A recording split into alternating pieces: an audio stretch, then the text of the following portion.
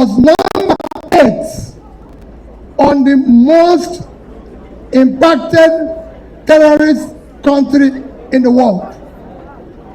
By 2024, we are number 6.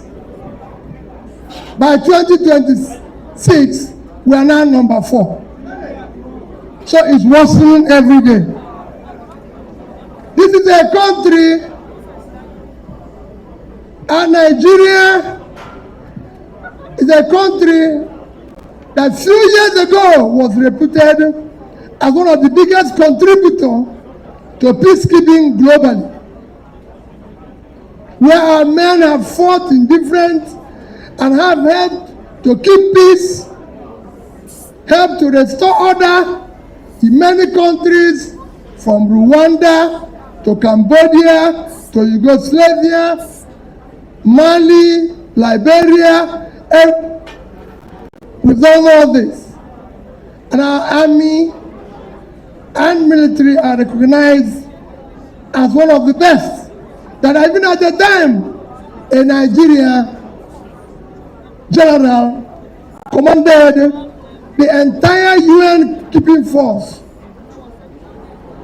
Today, our story is a sad story of where insecurity has taken over. We must address insecurity and resolve that with urgency, for no nation can thrive. The citizens can no longer sleep as farmers can no longer go to farm, and nobody is safe. We must take that decisively. And I'll end it by saying that we have people in this party that can help us. I believe that we have somebody who has been Minister of Defense, who has been everything that will make it work. And I will conclude by mentioning this again on our strategy. Number 3 is healthcare. National area. Today, Nigerian life expectancy is 54 years, the lowest in the world.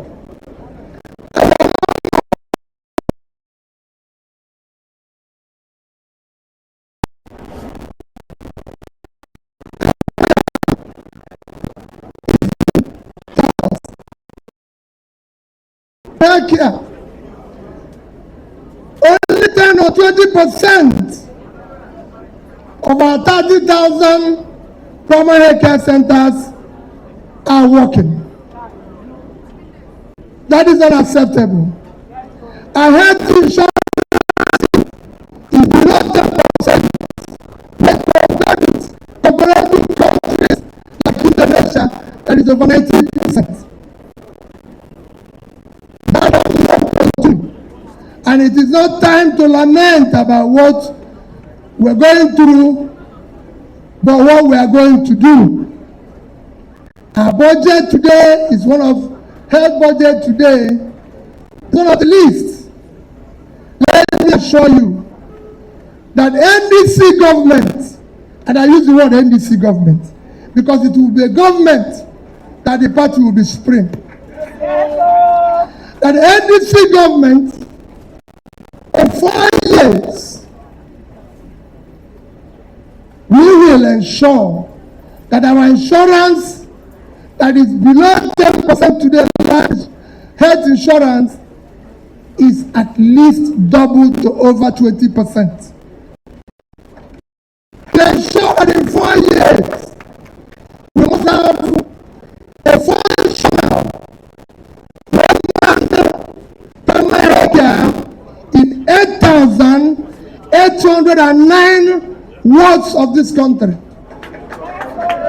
We will ensure that by the time we end 4 years, 60% of our 30,000 primary care centers will be functional and properly manned to serve our people. We will make sure that in 4 years, the budget of our health care will be 10% of our GDP, as against below 5% today, because we need it. And And I want you to know everything we are promising you. Because who deliver? The governor. Everything I promised, I delivered it. And it will not be different this time. So we must do that. We must ensure that our people are healthy. Because it's important to us. We can no longer continue the way we are going. Education.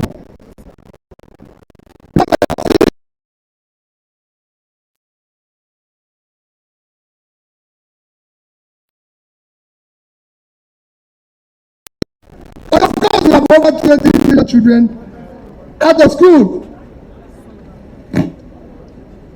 Education is #1 driver of growth. And I'm happy that all the leaders of this party believe in the importance of education. We will use capital to drive the process by investing heavily. We will ensure that out-of-school children are reduced drastically, and it will be measurable and people will see it.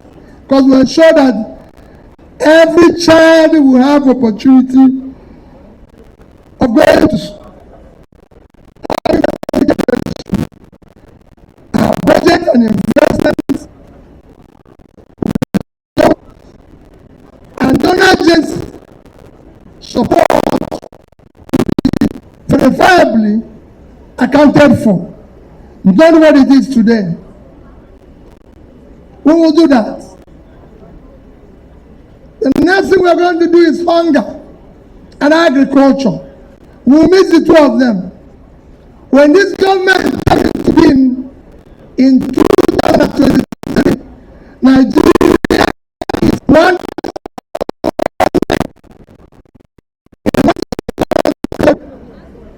in hunger.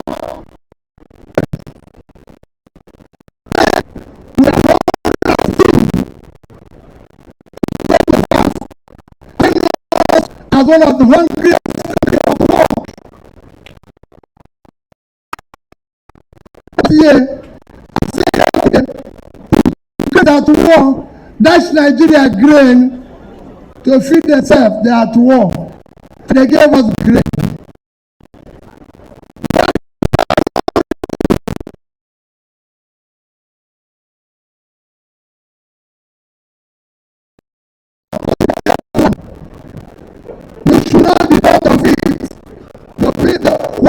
Food organization have just said that 35 million Nigerians are at risk of hunger this year. That shouldn't be. Nigeria is blessed. We have vast land. We shouldn't be. And whenever I say, people will say, oh, maybe it's not possible. And I can tell you it's very, very possible. We can feed ourselves, become a net exporter of food in this country. And I'll give you an illustration using what is happening all over the world. The greatest and most consumed food in this country today is rice. Nigeria cannot effectively produce 6 million tons of milled rice for the vast land that we have. And I do the internal comparison to show you why we should produce more, but because we are not a producing nation, because we are not engaged in production, the greatest rice producer in the world today is India. India came from importation to being #1. Today, India produces about 200 million tons of milled rice.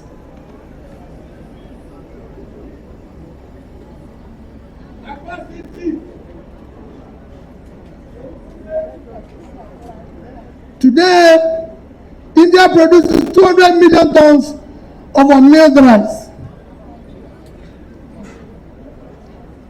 The number 3 is Bangladesh. They produce about 60 million tons of our milled rice. And number 5 is Vietnam with 42 million tons of our milled rice. If you look at these 3 countries, in terms of land size per population, Nigeria is better.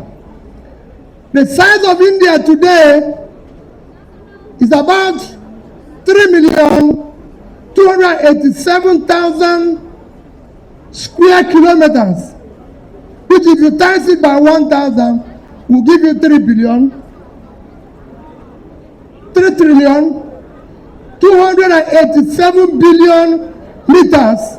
Divided with a population of 1.4 billion, it will give you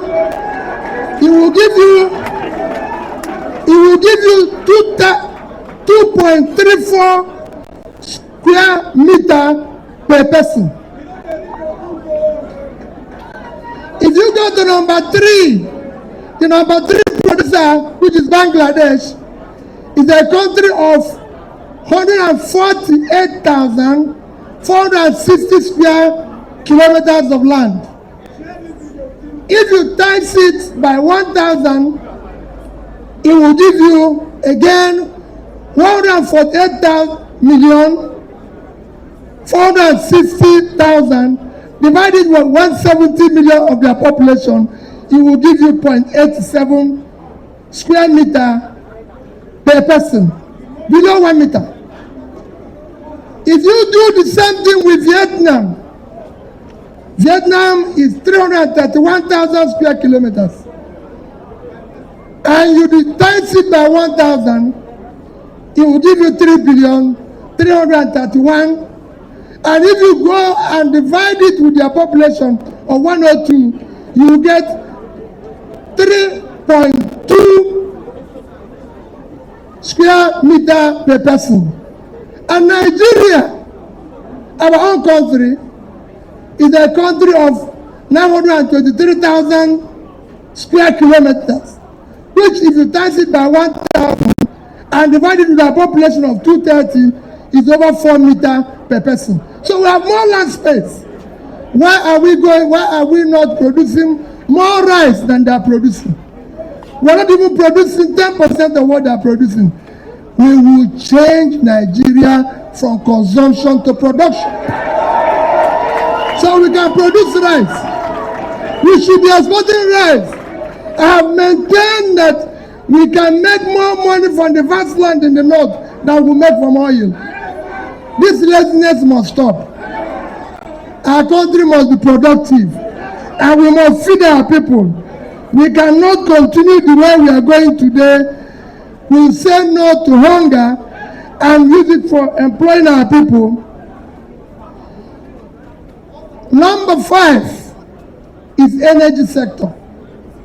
It is totally unacceptable. Today, Nigeria is the country with the highest number of citizens without access to electricity in the whole world. About 100 million Nigerians don't have access to electricity. In today's world, it is unacceptable. A country of over 200 million people only generate and distribute 4,000.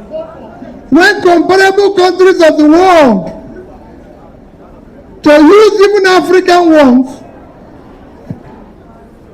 their biggest economy, South Africa, and Egypt, number 2, generate today over 40,000 megawatts.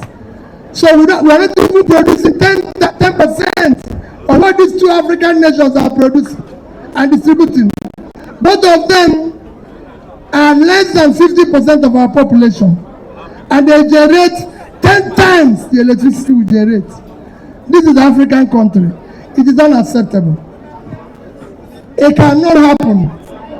And I pledge on behalf of our government that in 4 years, this country will generate and distribute at least 10,000 megawatts from the 4,000 they are doing today.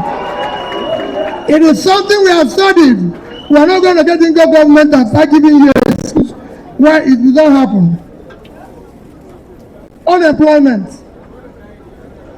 If you Google Nigeria today, it says Nigeria is 4% of 4% unemployment. Do not take it, it's not serious, it's a lie.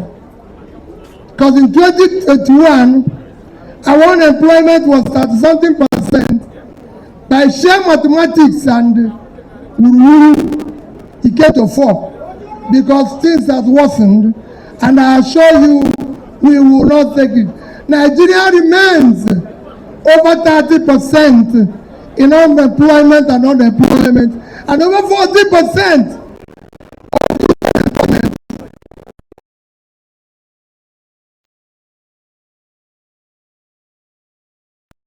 and unemployment in Nigeria head on. And we will do so by supporting, number one, micro, small, medium businesses, which is our young ones that, and we can compare to by giving them the necessary tax intensive incentive support and ensuring that they can borrow money at a competitive rate to get Indonesia.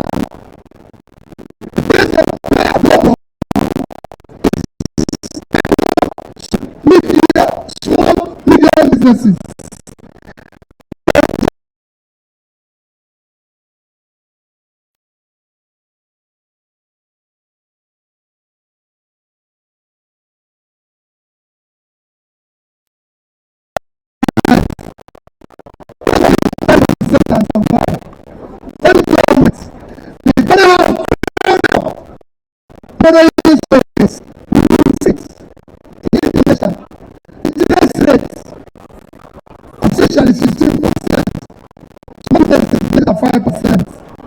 We want to replicate it in Nigeria, where small business have access to funds and can borrow it at a competitive rate.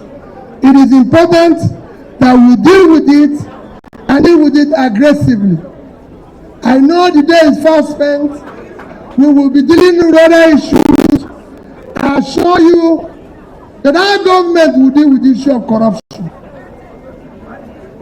You will see a drastic reduction on corruption and cost of governance.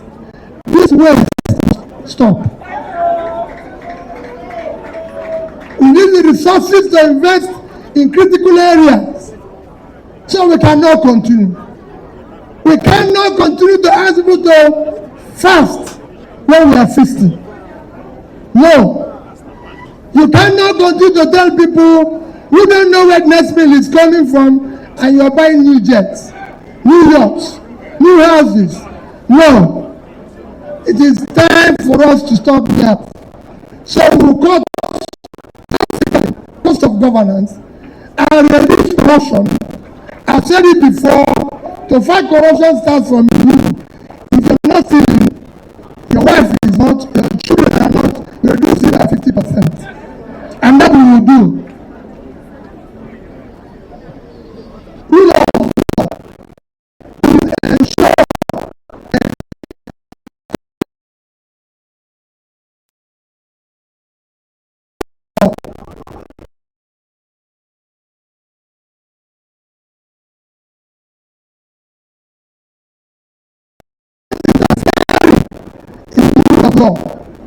We need the law to work because that is what will attract investment for us. We need people to be sure that when they go to court, the judgment will be interpretation of the law. It will no longer be, I will make beneficiary of the law. When people talk about what is happening in politics today, I said to them, I was in court. I was the first governor in court for 3 years. Who became a governor through the court? I was in court for 3 years. Without knowing any of the judges, 5 of them gave judgment in favor of me. Without knowing anybody in appeal, they gave judgment in my favor. I was impeached. I went back to the court. But the lower court and the appeal court returned me without knowing anybody. I was sick.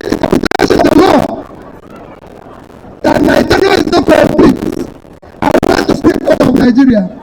I did not know anybody. But within 30 minutes, Supreme Court sacked somebody who was already sworn in as the governor and asked him to continue.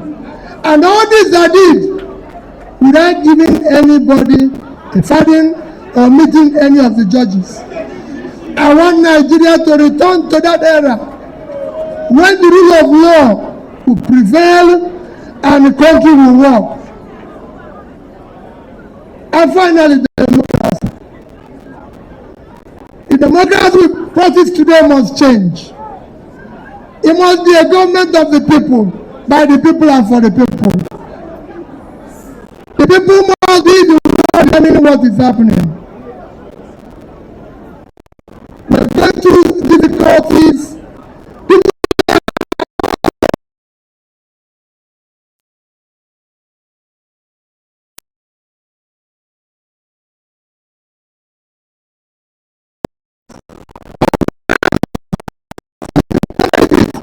This because we are the nice space everywhere until graciously we are giving this one. That's why we came here. Everywhere we went, where we did our last convention, we were denied. That's why we came here. And you can see what happened to other parties that today, 2 of them were shot down by police. Nobody wants to come. Even when we came here, they said we should not advertise it until this morning. That's why you didn't hear about it before. It was this morning that we authorized to say we are coming here. That it should not be. Our government will work with opposition. We will encourage them. We will make sure they exist. Because that's what it should be. And in spirit of this, I said it before, we will ensure that our party is free. It will be set. It will not longer be when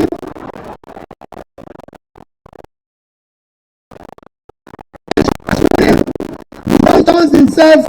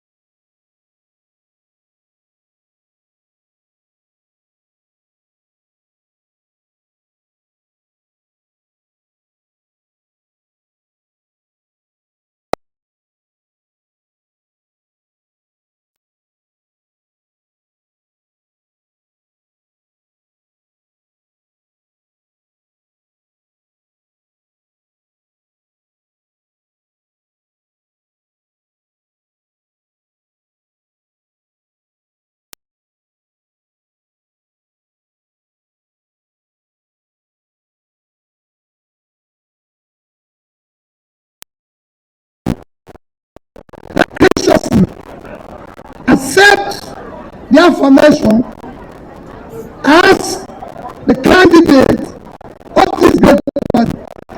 And in that spirit, inviting Dr.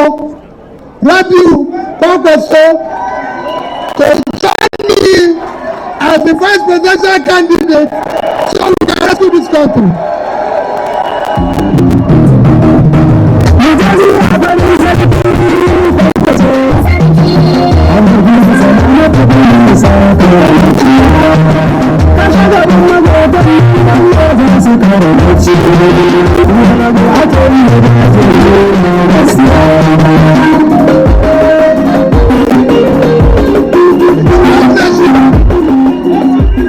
Remember what I said today. I'll show you. Kwankoso believes in education. Kwankoso believes that a champion of somebody should be trained to be somebody. He believes in education. He believes in security. and then we will work together to ensure that it happens. It will not be a government where, remember what I said, we will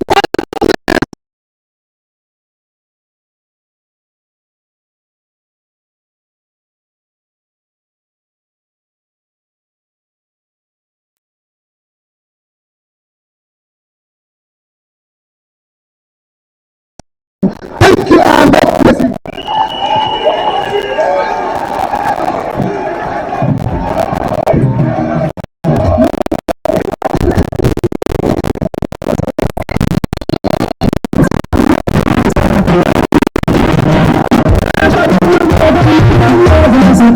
Thank you.